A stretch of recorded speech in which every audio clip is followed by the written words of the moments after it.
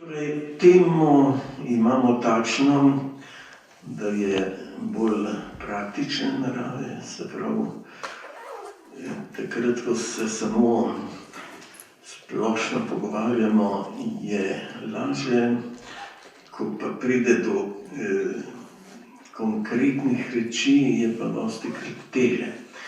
No, ampak ne bomo zdaj premišljevali, koliko nas je, ampak mi smo tukaj in smo veseli, da smo tukaj. In veselo pozdravljamo gospoda predavatelja, ki ima marsikje množice, ko nastopa, no tle bo pa mečken pokoro delal. Ja. Torej, tajnik Slovenske Karitas, kot beremo, pa tudi slišimo prek medijev, je izredno razvito delo to. Je tudi diakon, posvečen diakon. In bo torej najprej on govoril, potem bo pa kot vedno tudi možnost pogovora. In pri pogovoru boste kar povabljeni, da pridete sem pred mikrofon, tako da se najboljše sliši, ker mikrofon, govoriti v mikrofon, to pomeni tudi posnet, zato ker, kot vidite, snemamo, ker mislimo izdati zbornik šestih predavanj. Torej, tam imamo napisano 30. postna premišljevanja, vidite, to je že nekaj 30 let, je že skoraj tretjina stoletja. Tako da smo Bogu hvaležni, da to traja, in povabim kar gospoda predavatelja pred mikrofon.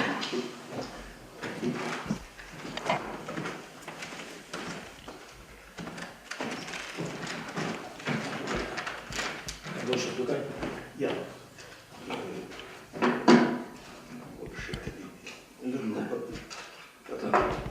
Ja, dober večer vsem, in lepo pozdravljeni. Zdaj, meni je gospod Rudi, ki ga dobro poznamo, dal zanimiv naslov Verovati z ljudmi v stiski.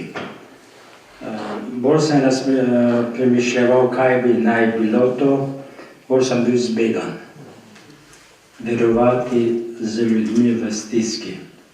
Pa bom poskušal nekaj povedati, kako sem si zamislil to naše srečanje.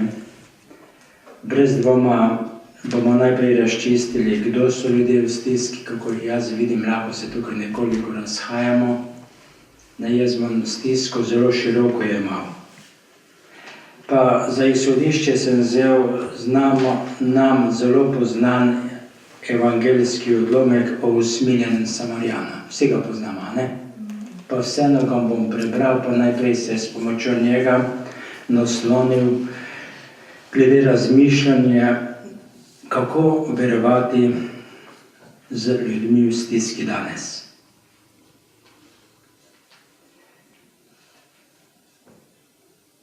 Iz Evangelija po Luku. Tedaj je vstal neki učitelj postave in da bi ga preizkušal, mu je rekel: Učitelj, kaj naj storim, da dosežem večno življenje? On pa mu je dejal: Kaj je pisano v postavi, kako bereš? Ta je odgovoril: Ljubi Gospoda svojega Boga iz vsega srca in vso dušo in vso močjo in vsem mišljenjem in svojega bližnjega kakor samega sebe. Prav si odgovoril, mu je rekel, to delaj in boš živel. Ta pa je hotel sebe upravičiti in je rekel Jezusu: In kdo je moj bližnji? Jezus je odgovoril: Neki človek je šel iz Jeruzalema v Jeriho in je padel med razbojnike. Ti so ga slekli, pretepli, pustili na pol mrtvega in odšli. Primerilo pa se je, da se je vražal po tisti poti domov neki duhovnik. Videl ga je in šel po drugi strani mimo. Podobno je tudi Levit, ki je prišel mimo na tisti kraj in ga je videl, šel po drugi strani mimo. Do njega pa je prišel tudi neki Samarijan, ki je bil na potovanju. Ko ga je zagledal, se mu je zasmilil. Stopil je k njemu, zlil olje in vino na njegove rane in jih obvezal. Posadil ga je na svoje živinče, ga peljal v gostišče in poskrbel zanj. Naslednji dan je vzel 2 denarja, ga dal gostilničarju in rekel: poskrbi zanj in kar boš več porabil, jaz nazaj grede povrnem. Kaj se ti zdi, kateri od teh 3 je bil bližnji tistemu, ki je padel med razbojnike? On je dejal: tisti, ki mu je izkazal usmiljenje. In Jezus mu je rekel: pojdi in ti delaj prav tako. Kot sem v začetku rekel, gotovo si poznamo ta evangeljski odlomek. In ta evangeljski odlomek pravzaprav vsebuje 2 stvari. Najprej nas postavlja v ospredje. Tisto osnovno zapoved. Ljubi svojega Boga vsem srcem, vso dušo, vsem mišljenjem in bližnjega kakor samega sebe. Jaz mislim, da je osnovno to, kako verovati z ljudmi v stiski. Odgovor moj je v tem, kakšen je naš odnos do svojega Boga. Če Boga postavljamo na prvo mesto, kot pravi slovenski pregovor, če bo Bog na prvem mestu, bo vse ostalo dobro. Kako mi Boga postavljamo v svojem srcu? Če ga mi postavljamo na prvo mesto, potem pravzaprav je odgovor hiter, da je možno, da skupaj z nekom gremo v tisto globoko vero, ki je v stiski. In zato je tudi Jezus v drugem delu tako slikovito nam nanizal 3 podobe srečanja nekoga z ranjencem, to se pravi s človekom v stiski. In zanimivo, da 2 predstavnika oblasti, to se pravi cerkvene in učiteljske, sta se izognila temu srečanju. Šla sta po drugi strani mimo njega, da se ne bi srečala. Potem pa je prišel tujec mimo, ker vemo, da so Samarijani bili skregani z Judi, je pa storil nekaj nenavadnega. Ustavil se je, človeku uvezal rane, mu vlil olja, to se pravi zdravila, in ga posadil na živinče ter ga izročil gostilničarju v oskrbo. In celo plačal to oskrbo gostilničarju. Veste, tako je z nami. Lahko igramo 3 vloge glede ljudi, ki jih srečujemo, da so v raznih stiskah. Zdaj, kakšne so danes stiske? Zelo, zelo različne. Moje izkušnje je pač, imam to srečo in bi rekel tudi blagoslov, da lahko že 25 let delam na Karitas. Kot sem omenil, imel sem to srečo, da me je pokojni nadškof Šuštar povabil v delovno skupino, kjer smo pripravljali smernice delovanja Karitas v slovenski cerkvi in slovenski družbi. Vse smo morali na novo postaviti, ker smo izhajali, kot veste, iz sistema, kjer je bilo v verskem zakonu, to se pravi v 7. členu, prepovedana organizirana socialna dejavnost cerkve. Zakon o verski skupnosti je to bilo, ne? In nekako smo se v tolikih letih tega navadili, kot jaz pravim, da je vso socialo prevzela država, cerkev se je pa bolj usmerila v oznanjevanje in pa v delitev zakramentov. In ko smo mi začeli s Karitas, hvala Bogu, je nadškof Šuštar imel, ko je bil svetovljan, kot sem jaz rad rekel, veliko izkušnjo dela Karitas v sosednjih državah, ker je bil dolgo leta tajnik Evropske škofovske konference. In nam je tudi dal usmeritev, da naj se učimo pri sosedih. In to smo tudi storili. In so nas Švicarji učili v 3 seminarjih 3 leta, da smo si odgovarjali, kdo smo, vidite, kdo smo, kaj želimo delati in kako. In to je se mi vstisnilo za celo življenje v moje srce, da smo skozi čas oblikovali na Karitas poslanstvo. In vsi, ki smo tukaj, smo tudi nekako po krstu zavezani, da smo karitativni delavci. In mi smo si pred par leti, kot ožji sodelavci Karitas, izoblikovali poslanstvo, ki ga poskušamo uresničevati, in to poslanstvo glasi: Karitas je ljubeča skrb cerkve za človeka v stiski. Karitas je glas revnih v naši družbi in Karitas je v službi človekovega dostojanstva. Vidite, nič nismo v ospredje postavili, da je Karitas pot verovanja z ljudmi v stiski. In moje prepričanje je, da do ljudi v stiski prinašamo Boga na drugačen način. Na drugačen način. To se je hitro pokazalo, ko smo tudi v naš program deli, da bo Karitas se šla splošno dobrodelnost, kot temu rečemo, in da bo tudi Karitas se usposobila za reševanje tistih specifičnih stisk, ki v družbi niso pokrite ali so slabo pokrite, kot temu radi rečemo. In ko je Karitas začela v 90-ih letih delovati, smo prvi ustanovili materinski dom, ki je lansko leto obhajal 25. obletnico. Smo 92. leta začeli aktivno se ukvarjati s problemom odvisnosti in smo tudi, kot veste, imeli velike težave v naši družbi. Smo Dom Pirinov program pripeljali v Slovenijo in potem 94. leta odprli prvo komuno v Sloveniji in še pozneje 5 drugih. Pa še druge stvari smo specifične delali, kot že 10 let, naprimer boj proti trgovini z ljudmi. In seveda, kot veste, v prejšnjem letu tudi delo z begunci, o katerih bom pozneje še malo kaj več povedal. Tako da cerkev brez dvoma poskuša poskrbeti za ljudi v stiski preko svojega poslanstva.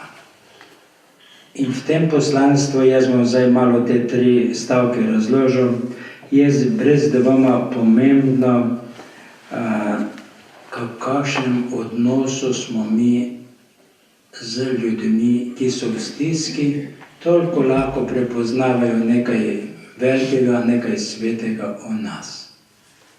Tako da mi smo nujno, po mojem mnenju, tisti most, ki nas Bog uporablja med ljudmi, ki so v stiski, in med njegovim sporočilom Božjega kraljestva oziroma Božjega usmiljenja. Jaz in mnogi moji sodelavci brez dvoma imamo veliko takih izkušenj.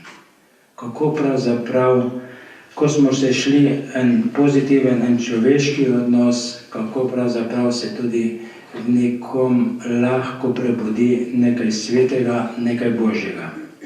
Moram pa to poudariti, da moja izkušnja je, da ko ljudje padajo v najrazličnejše stiske, se dostikrat nekako vera umakne, ker je stiska tako globoko jih ranila, da Božje tisto sveto nekako stopi v ozadju ali celo začasno izgine.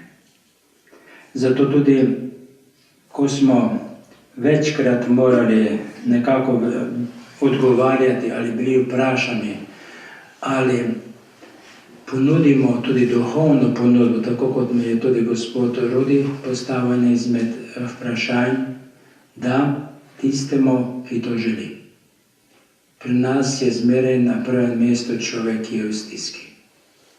In ko človeku uspemo saj malo blažiti njegovo stisko, ga lahko tudi odpiramo za druge dimenzije. To se mi zdi zelo pomembno. Ne?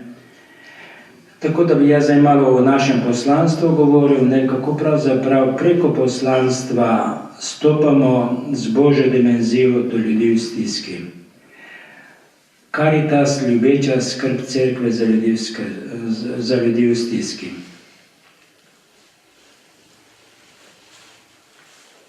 To ljubečo skrb za ljudi v stiski brez dvoma ne lahko vsak od nas samo uresničuje tedaj, kadar smo notranje prepričani, da nas je Kristus poklical v to službo in da smo se svobodno odločili, ne glede ali smo sodelavci Karitas, ali smo sodelavci župnijskega občestva, ali smo nekje drugje poklicani, da nekaj dobrega naredimo, da nekomu služimo, povsod gre za isto stvar. Ali smo notranje prepričani, da nas je Bog poklical in ali smo se odločili za to pot služenja. Kajti, če tega ni, potem se kot milni mehurčki lahko razblinijo tista naša utopična pričakovanja, da smo naprimer nekomu pomagali, da bo avtomatsko potem tudi on tudi bolj hvaležen in bolj veren. Ne gre tako. Zato tudi nismo samo dobri ali pa slabi svetovalci, dobri ali slabi socialni delavci, ali dobri terapevti, ali dobri socialni delavci, pač pa smo nekaj več. In vsak od nas, ki je vero prejel kot dar, tudi zrcali ljubečo skrb za konkretnega človeka v stiski, ki je pred nami, in to je naš človeški odnos do njega. Morda, ker smo v svetem letu Božjega usmiljenja in ker smo v postnem času, najprej sami rabimo očiščenja. Oziroma, da snamemo svojo lažno masko z obraza in da nehamo igrati vlogo usmiljenega Samarijana in si najprej upamo pokazati svojo majhnost ali omejenost, da se morda nehamo igrati s tem, a to bi pa morali oni drugi narediti. Zato pa jaz nisem poklican. Tako sta v prebranem odlomku v usmiljenem Samarijanu naredila duhovnik in levit. Izognila sta se srečanja z nekom v stiski in tako si nista dala priložnosti, da bi tudi odigrala vlogo, da bi nekaj Božjega podelila s tistim, ki je bil ranjen. Niti se nista toliko potrudila, da bi obvezala njegove rane. Zanimivo. Po ljubeči skrbi postanemo nekomu blizu, če pa to ljubečo skrb odigramo, ga odbijemo. Polno je takih zgodb, ki jo vsak od nas pozna, pa tudi jaz. Da smo odigrali ljubečega človeka ali pa ne. Na misel mi prihaja župnik kolega, ki mi je tako enkrat pripovedoval, ko je prišel k meni na posvet, da si malo dušo olajša. Pa je tako pripovedoval. Nekega večera mi je kolega župnik pripeljal veliko darilo. Pripeljal mi je človeka, za katerega nisem vedel, ali je narkoman ali je zapit, in mi je takole rekel: veš, ti znaš takimi delati. K meni se je zatekel, vendar jaz takim ne znam delati, zato ti ga izročam v dar. A ne? Lepo darilo je kolega župnik pripeljal svojemu kolegu, a ne? Veliki dar. Tako je rekel, priletna gospodinja, ki bi sama rabila pomoč tega darila, ni bila vesela. Po nekaj dneh mu je uredil v kaplaniji prijetno sobico, vendar se rajši zadrževal v župnišču, kajti župnijska vrata so bila skozi odprta, ne samo za njega, tudi za druge. Zgodilo se pa je, da ko je župnik maševal, so stvari izginjale iz župnišča. Seveda pametna gospodinja je takoj opazila in naredila malo scene, tudi župnik se je postavil v bran tega daru, tega majhnega človeka, ki je pač ga dobil v dar. Tudi fant ni priznal, da ima dolge prste. In ko je gospodinja v kaplaneji odkrila od krožnikov do loncev, ki so zginili iz faroža, je pač mogel ponižno priznati, da se je spozabil. In tukaj bi se potem zgodba končala, če se ne bi ta župnik pojavil pri meni in ko sva nekako modrovala, kaj naj naredi. Imamo odgovor. Spoštovani, a ga naj vrže na cesto? Pa je tako rekel, če mi daš 2 paketa zanj, da malo z enim potolažim njega, z enim pa mojo gospodinjo, bom naprej s tem fantom sodeloval. Veste, in po enem letu se je nekoliko slika spremenila, ker je do njega kazal ljubeči obraz. In ta fant, jaz sem se tudi z njim srečal, je rekel, prvič v življenju sem doživel, da me nekdo ima rad. Marsikaj sem narobe naredil pri njem, vendar njegov ljubeči obraz me ni pognal na cesto. To je obraz ljubeče cerkve. Mi smo v 25. obletnici izdali knjigo in smo dolgo se konštovali, kako jo nasloviti. In smo na koncu prišli tudi do lepega naslova Caritas, ljubeči obraz. In vsak od nas, spoštovani, ki smo tukaj, je ljubeči obraz. Ne glede, ali bomo dali naziv zraven ljubeči obraz cerkve, če smo ljubeči obraz, potem nekomu odpiramo vrata v skrivnost Božjega kraljestva.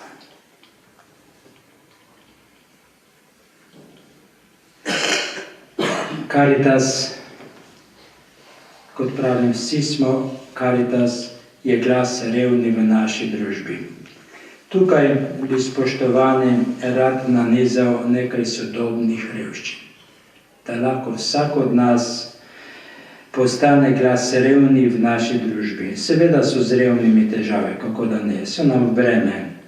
Breme nam, bližnjim in seveda tudi družbi. In samo, če začutimo ta Božji navdih, da lahko tudi mi odigramo vlogo usmiljenega Samarijana, si upamo to breme naložiti na svoje ramena in tudi biti njihov glas. In v tem je naša veličina ali pa naša revščina. Revni nas zelo rabijo. Se spomnite, pa večkrat smo že razlagali, od Rupnika tako imenovano sliko usmiljenega sina, kako si je zadal na rame nekoga. Se spomnimo, vsaj vsaki cerkvi že skoraj visi, a ne? Nekako sem prisluhnil razlagi nadškofa Marjana Turnška, morda tudi vi, ko se je pri par detajlih te slike ustavil. Najprej, da tukaj gre za eno zaključeno celoto s temi barvami kot elipso, ki elipsa je zaokrožena, a ne? Potem je morda, saj on tako pravi, najvažnejše, da nam Jezus posoja svoje oko. Vemo, da so 3 očesa samo na tej sliki, a ne? In eno oko je skupno. To se pravi, Jezus nam posoja svoje oko, da bi videli malo drugače. Da bi bili glas tistih, ki nas rabijo. Nadalje, Jezus si nas nalaga na svoje ramena, da bi zmogli tudi mi nositi bremena bližnjih. In Jezus objema naše roke na tej podobi. Je tako? Da bi tudi mi znali objemati. Jezus objema naše noge, da bi naši koraki bili pravilni.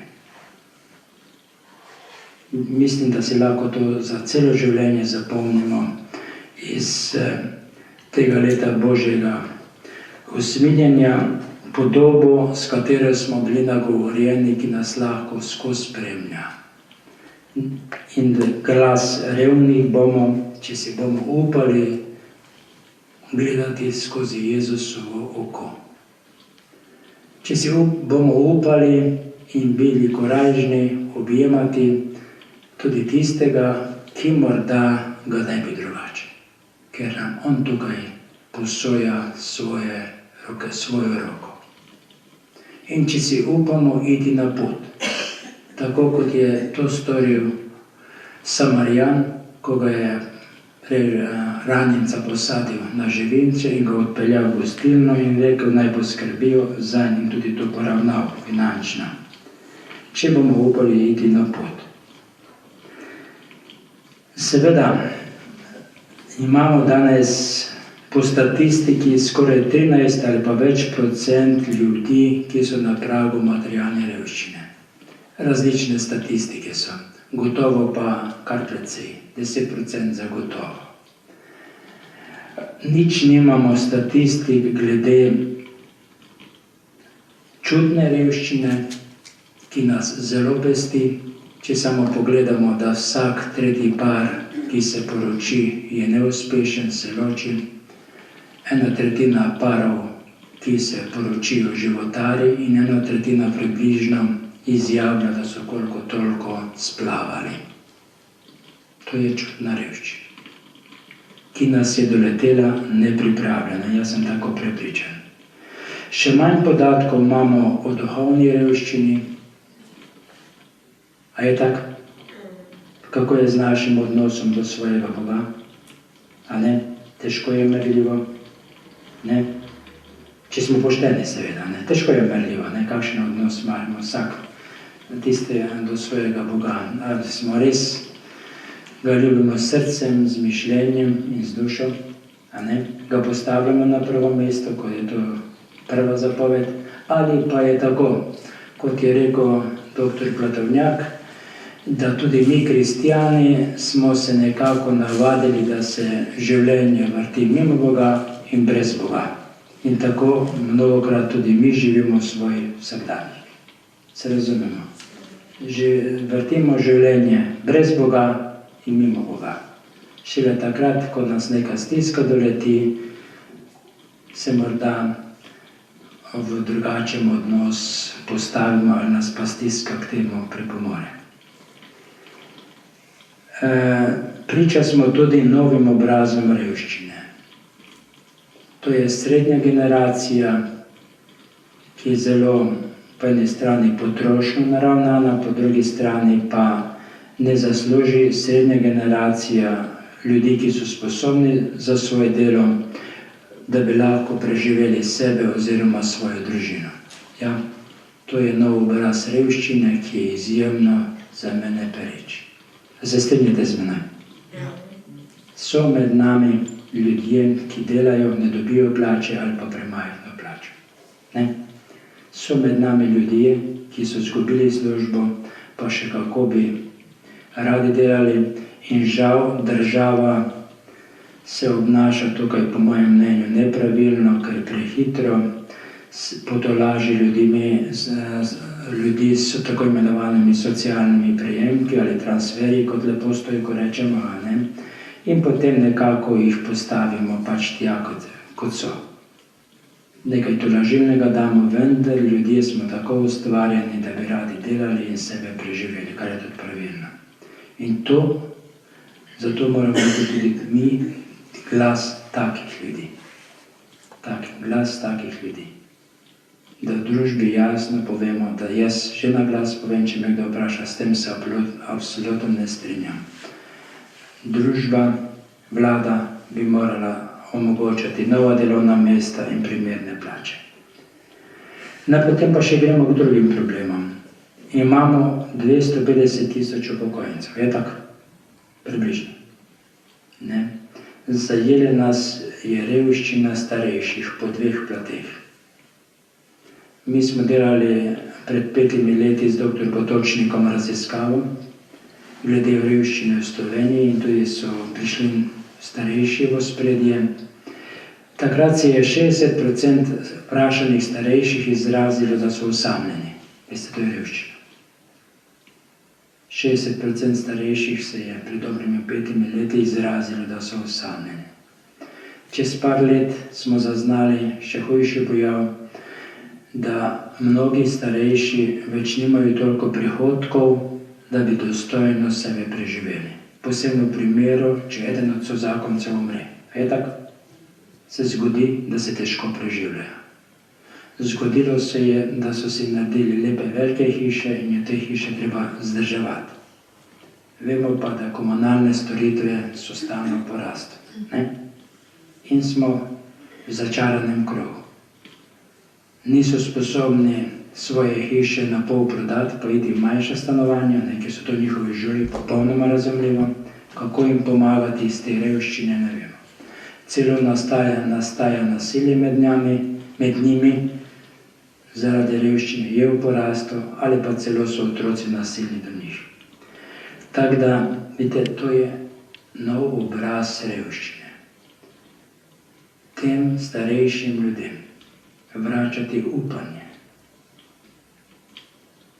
Lahko na duhovnem področju, ko sem prej ravno rekel, da ni merljivo, marsikako pot že mi prehodimo. Niti ne vemo, a so osamljeni v domovih za starejše ali ne. Ne vemo. Mnogi so. Tako? Mnogi nimajo nobenega. Eno je dobra oskrba, vsaka čast, dober standard, dobra medicinska oskrba, dobra druga oskrba, to je vse vredno. Pozabljamo pa, koliko jih ne preživi 2 meseca, ko pride v dom za starejše. Te statistike tudi nimamo. Vemo pa, da se marsikaj zgodi, ker so prehudi šoki, ko odidejo. Zajela jih je neka čudna druga revščina. Pretrgali so stik z okoljem, kjer so živeli, kjer so se dobro počutili, tudi če so skromno živeli. Veste, ne gre za obsojati njihove otroke. Jaz to zmeraj poudarjam. Njihovi otroci se morajo boriti za svoje preživetje.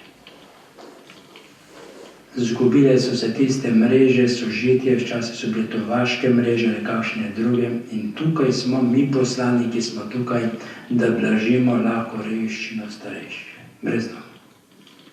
Če se vsak od nas v postnem času zada nalogo, da 5 starejših ljudi obišče, smo nekaj pripomogli, da bo ta stiska lažja, da bomo tudi morda v postnem času z njimi nekaj spregovorili o njihovem duhovnem počutju in če jih bomo dali upanja, potem je blizu že ta dimenzija, da jih odpiramo Božji ljubezni. Priložnosti so. Vidite, potem je tukaj revščina naše mlajše generacije. Ni zanemarljivo, če jaz prav sledim medijem, da 7 do 8 tisoč mlajših ljudi vsak dan potuje v Avstrijo na delo. Je tako? Nekaj takega. Ni zanemarljiv podatek. Da zopet morajo mlajši iti, najbolj vitalna skupina pri nas s trebuhom za kruhom. To je nek pojav nove revščine. Za mene najtežja revščina v naši družbi je brez dvoma alkoholizem. Jaz si to upam na glas govoriti, ker že 30 let nekako sem vpet v te skupine, ki delajo zdravljeni alkoholiki. Ni ni rodbine. Veste, kaj je rodbina? Malo po staro rečem, ker ne bi kdo bil zabit. Če bi vas zdaj vprašal vsakega posameznika, a je kdo v vaši rodbini zabit, jaz mislim, da če smo pošteni, bi skoraj vsi prikimali. Tudi jaz. Tudi jaz. V rodbini ne govorim, da so za bližnji svojci zapiti, ker veste, z alkoholom, kot jaz pravim, je tako. Alkohol v slovenski družbi nas prehiteva po levi in po desni in na koncu nas se zaleti v nas. Tako je dostopen, tako je poceni, tako smo z njim navajeni ali pa razvajeni. In 600,000 družin v Sloveniji trpi zaradi posledic alkohola. 100,000. To so velike številke. Meni je najbolj hudo zaradi otrok, ki v takem okolju kot zaznamovani odraščajo. Res. Pa tudi nič krivi. Jaz tudi, in to bi bilo nepošteno kriviti, tako kot je morda včasih bil dr. Rubel, jaz sem hotel se k njemu učiti, pa se v marsičem nisva strinjala, da bi avtomatsko krivili bližnje svojce, da so krivi, da je v tisti družini alkohol. Ni res. Preprosto alkoholna, mokra država smo, kot pravi dr. Čebaškova, znana psihiatrinja, ki dela tudi z otroci alkoholikov in te njihove rane skuša celiti in blažiti. Ona pravi, smo mokra dežela. In to bi se morali vsi naučiti drugačnega odnosa do alkohola, ker ga več ne pokurimo, zato nas hitreje objame v svoje klišče. Posod ga je preveč. Ne gre samo za to, da gremo 0-0 na cesto, kar mi že 11-letno akcijo imamo 40 dni brez alkohola. Upam, da ste tudi tukaj taki, ki ste v tej akciji že leta. Ste? Hvala Bogu, hvala vam. To vleče. To vleče. To je ena izmed revščin, ker lahko vsak od nas marsikaj naredi s pravilnim odnosom. Nismo proti temu, da bi bili abstinenti, smo pa zato, da se testiramo, da smo drugim zgled in da tudi v duhovnem smislu smo sočutni do tistih, ki so nastradali zaradi posledic alkohola, bodisi na cestah, bodisi da so jih doletele bolezni, ali so pa bližnji svojci. Veste, za to gre. In zato tudi mi smo pred 5 leti začeli romati na Brezje, kjer se zbirajo družine alkoholikov ali pa tisti, ki čutijo, da bi radi duhovno podpirali ta program dela z alkoholikov. V nedeljo romamo peš na Svetogoro in moram reči, da število udeležencev na takih verskih srečanjih narašča. In to je pohvalno. Pomeni, da v duhovnem smislu želimo nekaj narediti. Ali bomo svojim sočutjem tudi prispevali, da bi se duhovno ti ljudje bolj utrdilo?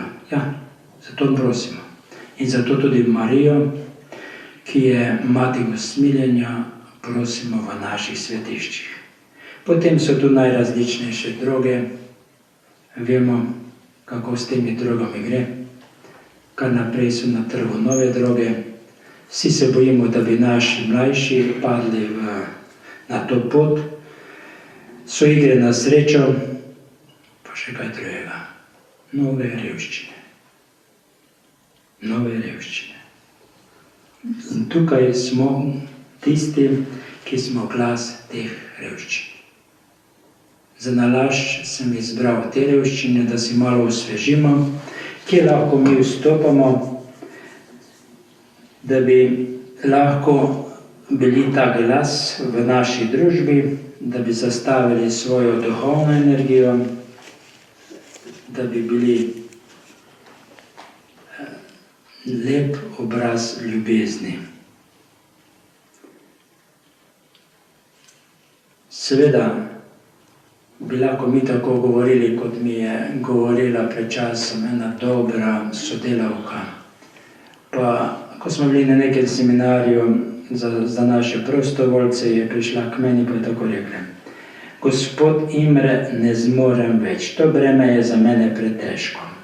Že 20 let delam v naši veliki župniji, sem voditeljica Caritas, nobene hvaležnosti, same očitki, da jim premalo dam, da krivično delim in tako dalje. Saj veste, poznate te zgodbe, ne?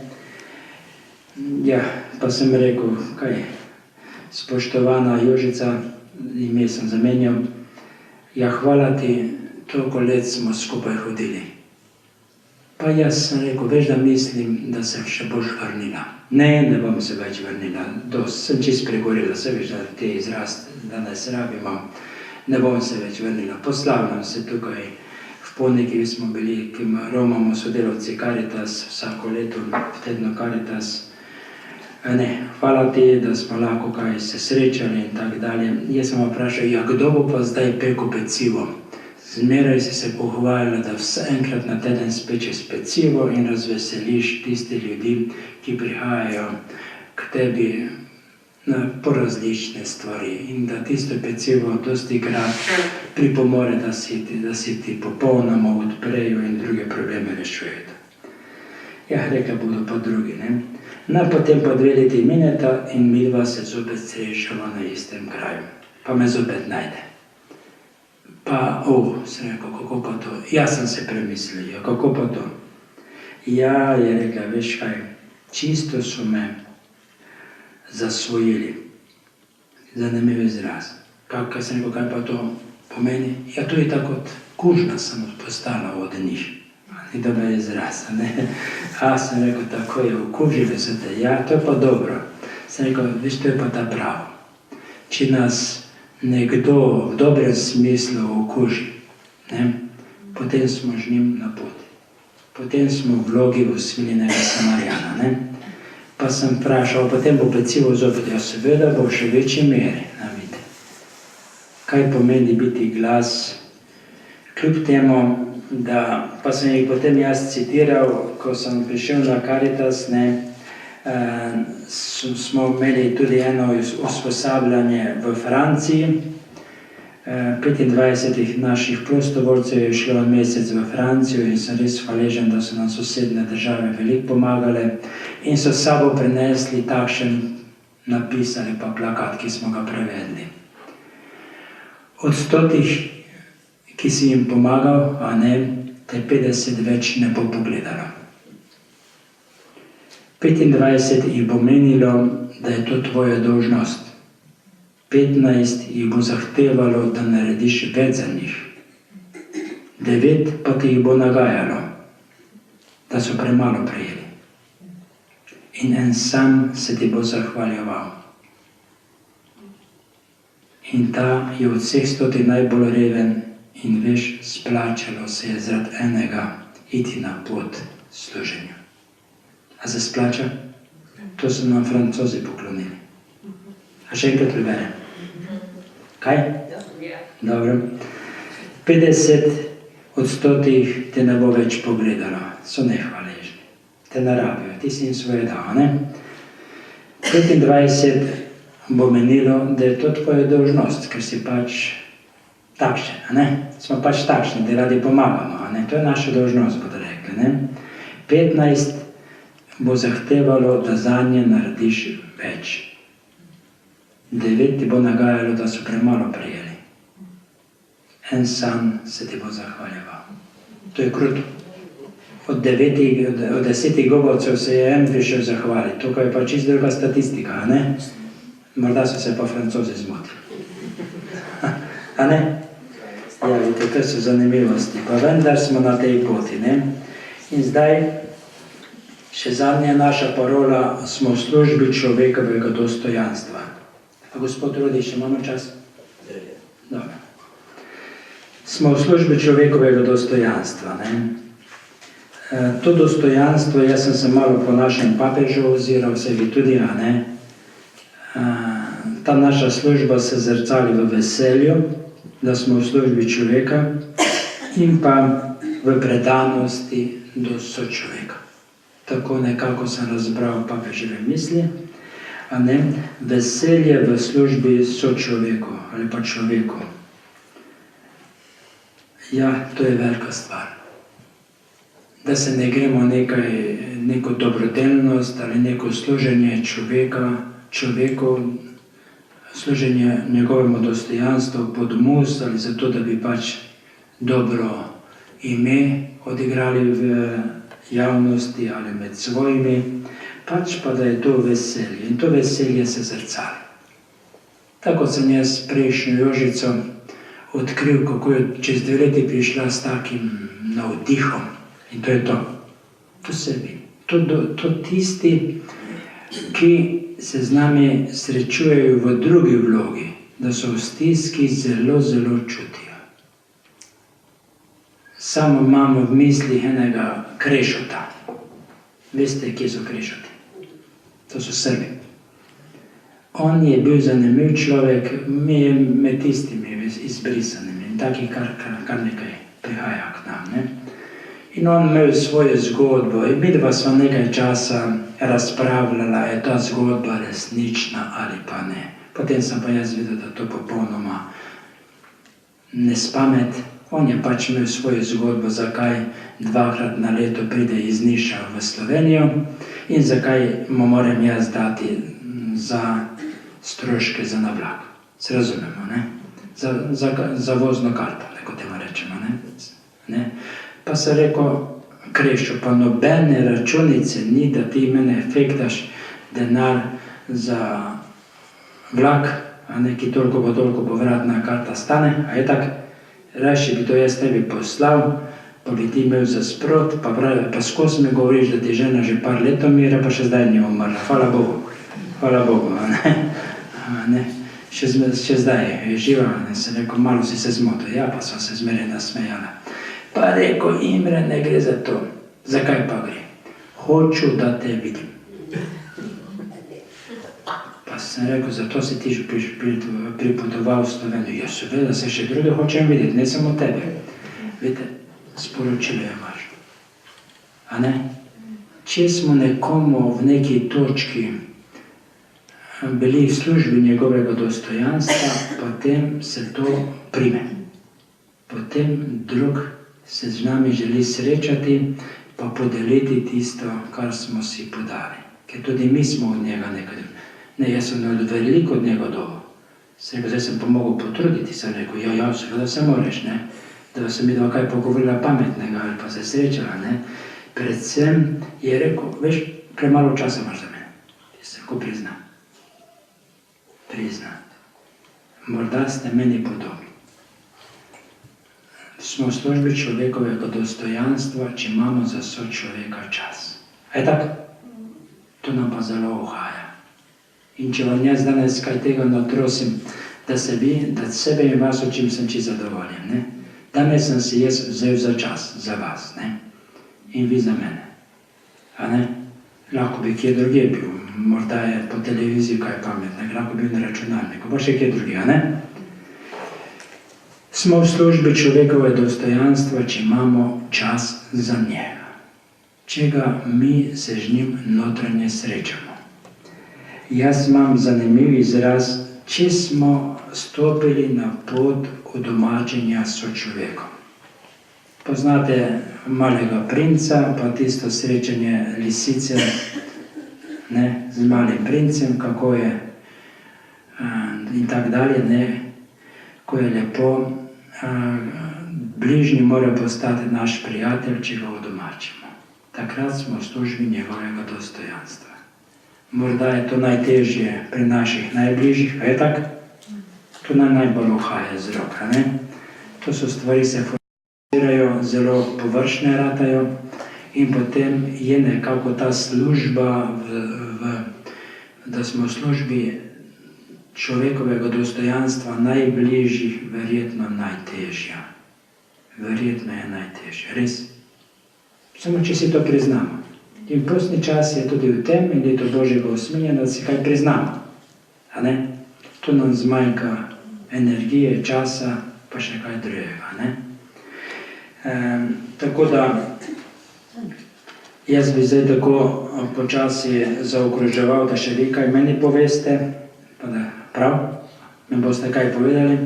Bi pa za konec rad nekaj podelil, ko sem napisal en tako vodnik, vsi delamo neka poročila ali pa programe delajo, ko sem jaz naš letni program delal za Slovensko Karitas, ki potem razni organi to morajo skozi dati, sem tako vodnik napisal. Ne? Pa vam malo teh misli podelim za na konec. Ne? Usmiljeni kakor oče do nas ubogih. On nas je poklical in nas blagoslavlja. 8. decembra je papež oklical Frančišek izredno sveto leto Božjega usmiljenja. Pa ne gre za to, da si mi, ki smo tukaj, izmišljujemo neke izredne stvari za vsak za sebe, da bi pokazali v javnosti in sebi, da nas je to usmiljenje nekako se dotaknilo. Gre za mnogo vrat, za mnogo več. To je, da vrata svojega usmiljenega srca bolj na široko odpremo sebi, bližnjim, da bi bilo med nami več ljubezni, sočutja, solidarnosti in upanja do ubogih, ki so med nami. In seveda tudi upanja do samega sebe. Kajti letos je izredno leto, da doživimo njegovo poklicanost, kajti on nas blagoslavlja. Vsak od nas je to Božje usmiljenje na različne načine doživel. V letu Božjega usmiljenja je pa priložnost, da svoje srce še na široko bolj odpremo njemu in ga prosimo za njegov blagoslov. Da bi bili vredni biti usmiljeni Samarijani. Morda bomo morali iti več na kolena. Morda se bomo večkrat skupaj srečali in zmolili kakšno 10 rožnega venca in prosili za blagoslov, da bi usmiljeni oče po svojem sinu bil usmiljen do nas. To leto je priložnost za naše duše, da nas napolni Božje usmiljenje. Priložnost tudi za našo zavezo, da želimo pod njegovo taktirko, pod njegovim vodstvom služiti svojim najbližjim in tistim, ki so v raznih stiskah.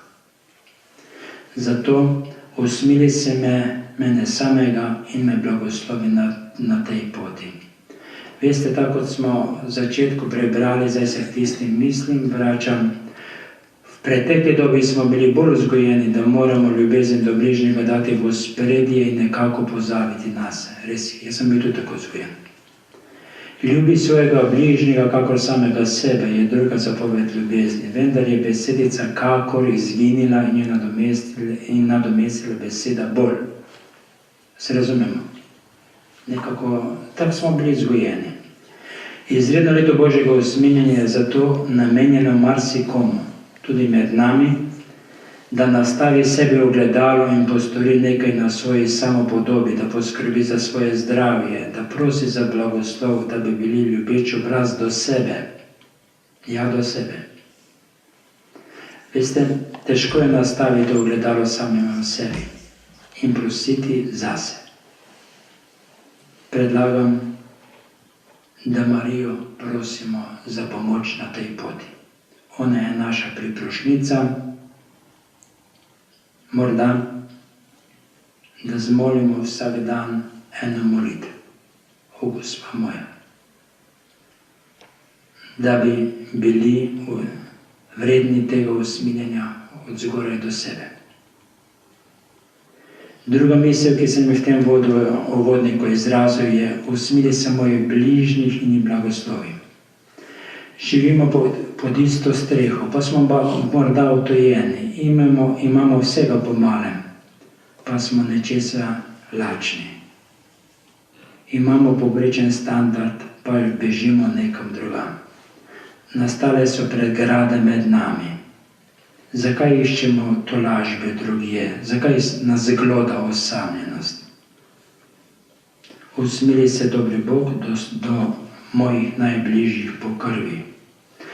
do sozakonca, če sem poročen, do otrok, če jih imam, do mojih staršev, ki jih gotovo imamo, ali pokojne, ali žive. V bitki za vsakdanji kruh in nenehnim valom uživanja in trošenja smo dostikrat pozabili na naše najbližje, na našega sočloveka, ki je dober, blag, sočuten, ljubeč. Nekaj dostikrat od nas preskoči, zato pa bolj hitimo, da bi dohiteli zunanjo srečo, da bi jo ujeli, pa vendar se nam ta izmika. Vračanje k svojim bližnjim domov in jih blagoslavljati v njihovi drugačnosti, v njihovi nepopolnosti, to je poslanstvo, spoštovani, vsakega izmed nas. To zmoremo, ker nas je On izbral in nam je zadal to energijo, to poslanstvo. In še zadnja misel. Usmili se ubogih med nami in jih blagoslovi po nas.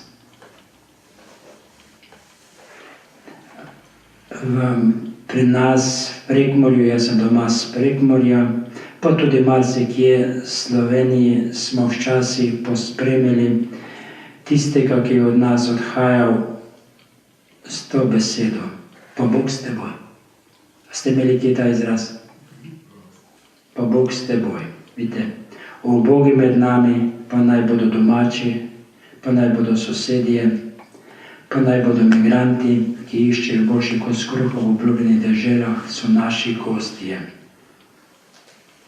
To sicer ne pomeni, da jih razvajamo, vendar jih blagoslavljamo.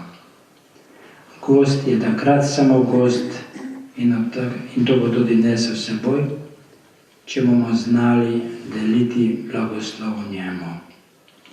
Če nam je postal domač, ljubeč in nam ni vseeno za njegovo usodo. Seveda dostikrat to presega naše zmogljivosti. Zato po vzgledu usmiljenega Samarijana si naložimo na svoje ramena toliko, kolikor zmoremo. Tudi če bomo 2 leti počivali na zmes kot tista gospa Jožica. A ne? Ni čudega. Vsi pa bomo nabrali energijo. Naj nam bo vzor usmiljeni Samarijan. Vsak od nas je sposoben nekomu obvezati rane, mu vliti olje upanja. Vsak od nas ga je tudi sposoben nekomu predati, ki bo še bolj poskrbel za nas. Tudi to je služenje. Pa Bog kronaj.